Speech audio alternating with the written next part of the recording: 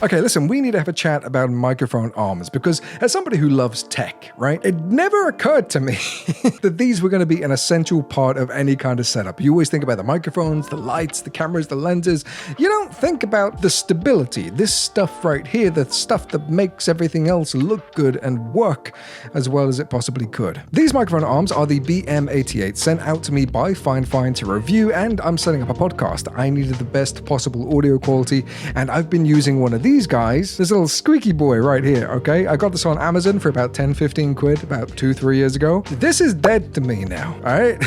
Anytime I've used this over the last couple of years, and you can see it in all of my videos, my gaming stuff, there is a constant squeak anytime you want to move this thing around. The spring just isn't good. The mounting system is terrible. It always slips and it becomes loose over time. And if you put a microphone on that thing that weighs more than like half a kilo, it slowly dips, and the whole time you're streaming, you're just like very slowly working your way down.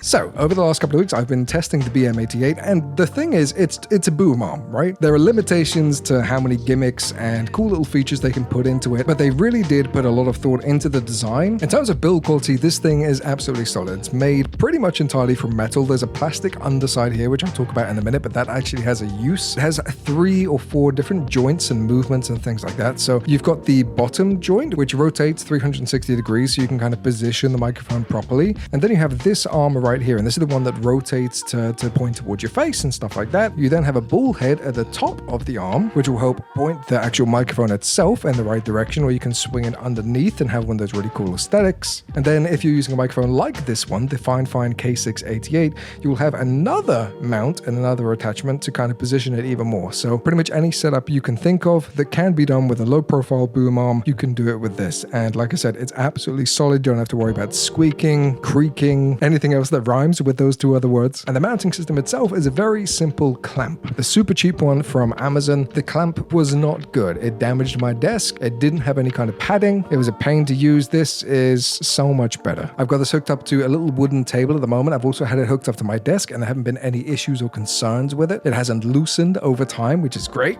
But one of the coolest features about this arm is the fact that it's got these cable management trays built into the arms. And you know, other companies do this, but here's the kicker, right? From what I can tell, comparing this arm to everything else in the market, it is substantially cheaper, and this is where Fifine excels, being able to make high quality products at a budget cost. So in order to use the cable management system, all you have to do, there's a little panel underneath the arm itself. You just slide that up, and then you can pop the cables in, and they're hidden. And the cool thing is that if you're using a microphone like this that has an XLR, a USB-C, and a headphone output, you could fit all 3 of those cables and then some inside the trunking, the little arm itself, and then just slide the cover back up and you're done. This is the first time that I have used something like this, and again, because I'm doing a podcast, aesthetics mean quite a bit to me, and it's honestly so nice to not have to worry about cables. I've got this whole thing set up perfectly. It would just look so much messier without that cable management system. Now, one thing I would like to suggest to Fifine if you're watching this video is this is the little under piece bit that you slide on and off, and then you stick the cables in, whatever. Rather than using the sliding mechanism, which I feel like could be damaged over time because this is plastic and the bits are very tiny, and it's unlikely to happen, but it is a concern, and you have to go through the whole replacement parts bit. What I would like to suggest is, rather than using these little plastic bits, use magnets.